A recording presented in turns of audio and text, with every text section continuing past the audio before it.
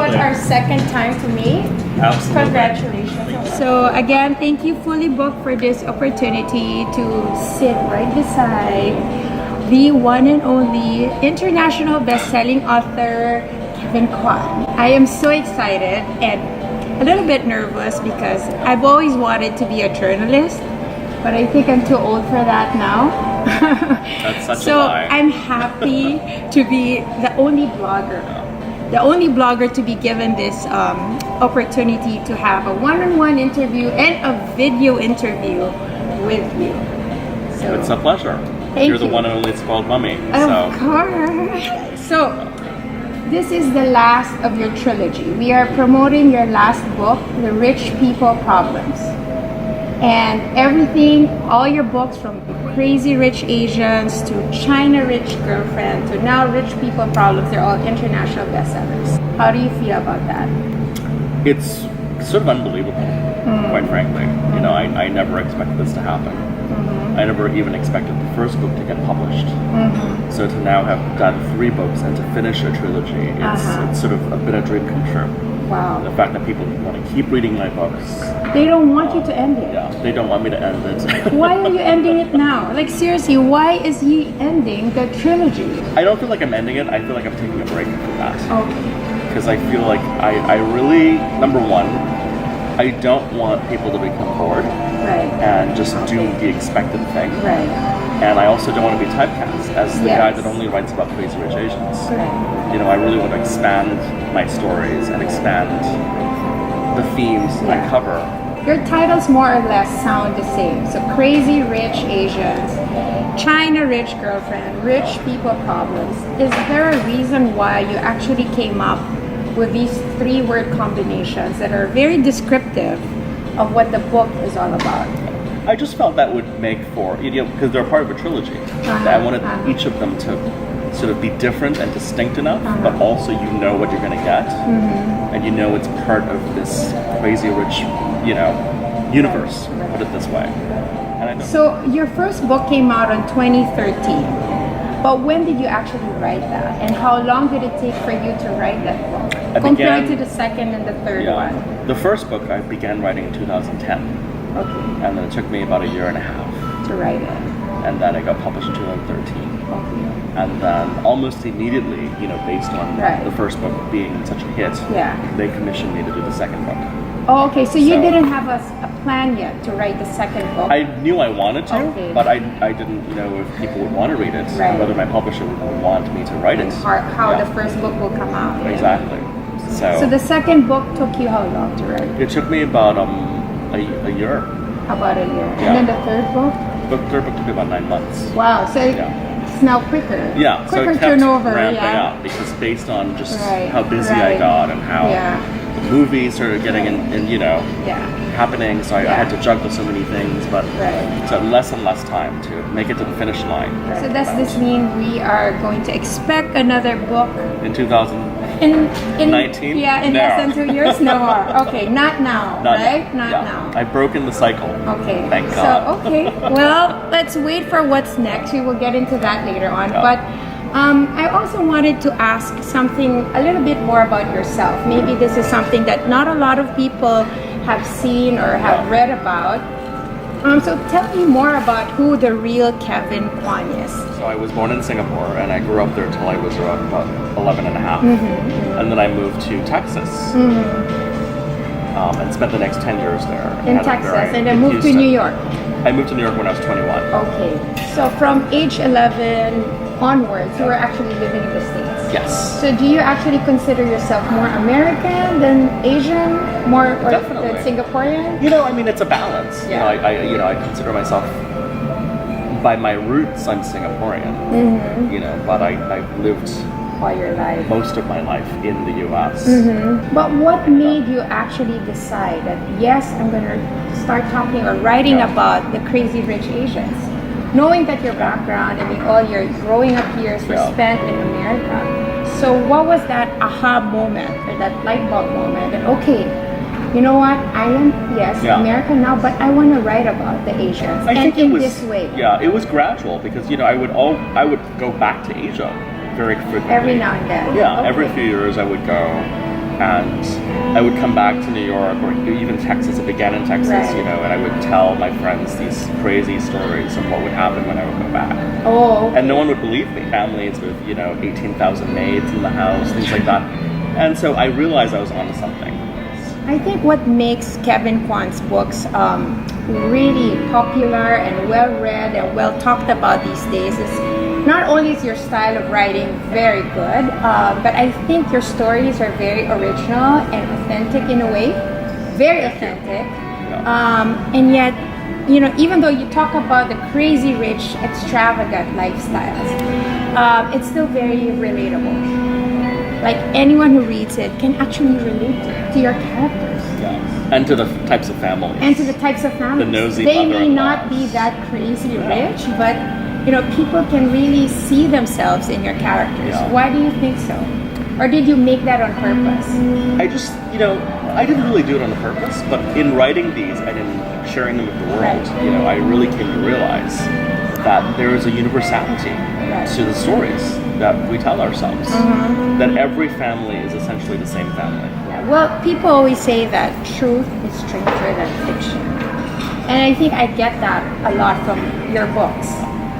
There's this rich family who was discriminated upon and suddenly decided, okay, I'm gonna buy this hotel.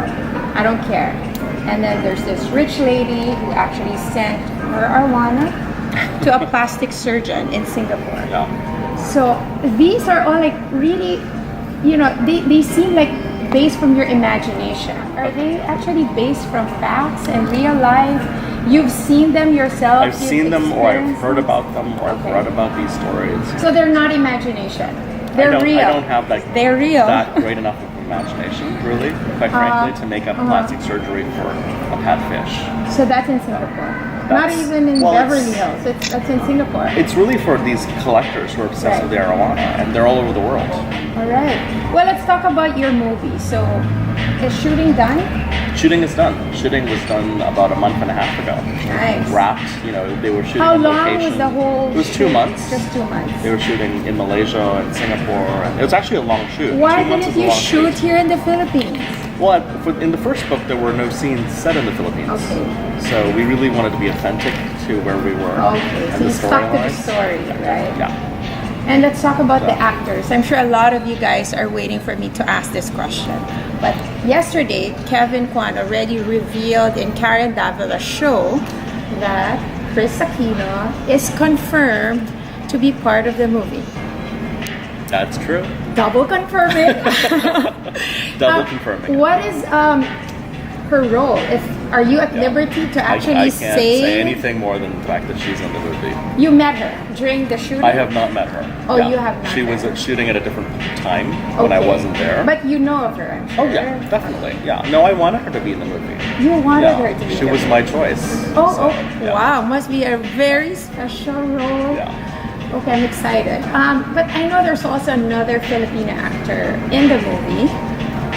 Nico Santos, and you can say his role? Or Yes, he plays Oliver. Oliver. So he's gonna play Oliver, and I think he's already sort of established in the Hollywood scene. Like he's done a few movies there, so watch out for him, guys. His name is Nico Santos. Very, he's in this NBC sitcom, and he is so talented and so funny, and I think people are gonna love him. So this whole, movie, this whole, after the success of your 3 books, and now it's going to be a movie. How do you think people will react to this, and what do you think is the influence that your movie will bring to your readers, and I guess to the world in general? Yeah. I don't know. I hope that people will really love the movie. I hope that Asians all around the world will come out and support this movie.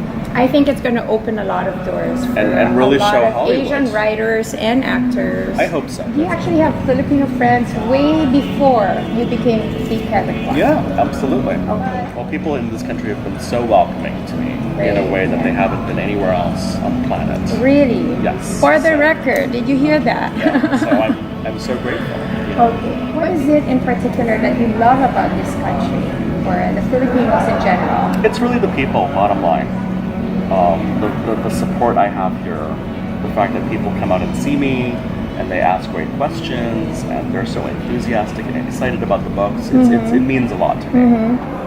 Let's talk about the current scenario, social media.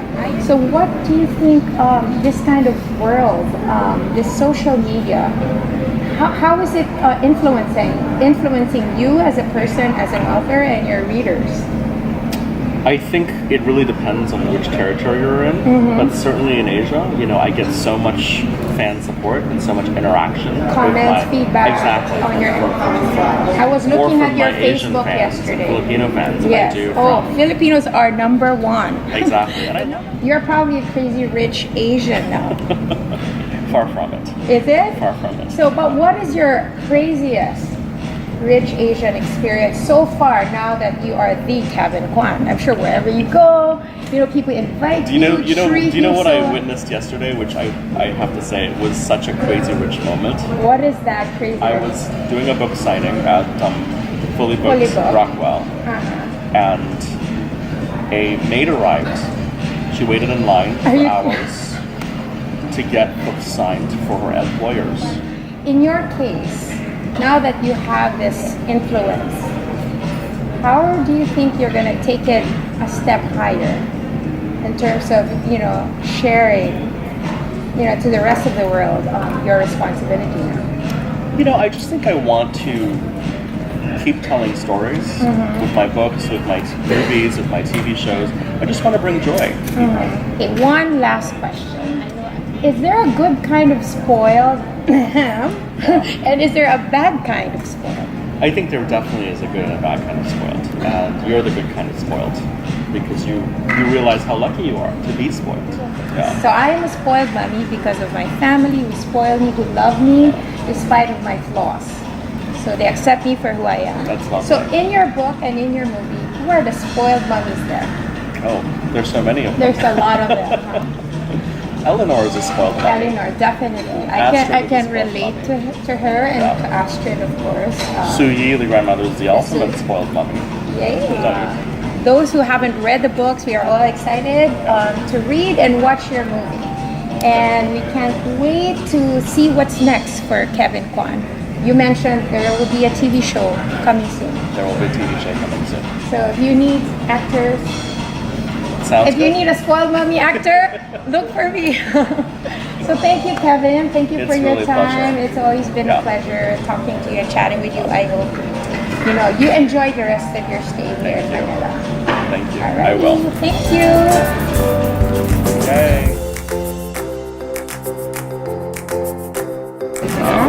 So I'm gonna ask you to sign the other two. Oh, there's another side. You're already Oh my your goodness. side. Yeah, we've been together so long. Okay, what does it say? To the ultimate super spoiled mommy. And last but not the least, I want to give you something from my home life. I don't know if you've seen it, but aside from being the spoiled mommy, I also work. I know, you work very, very hard. And people know that. I actually have Grace Home Manila. So it's actually a line of home accessories, and just 2 days ago I launched a food line. Oh wow. And there's something here for you to take home. Thank you so much. So made from everything Filipino.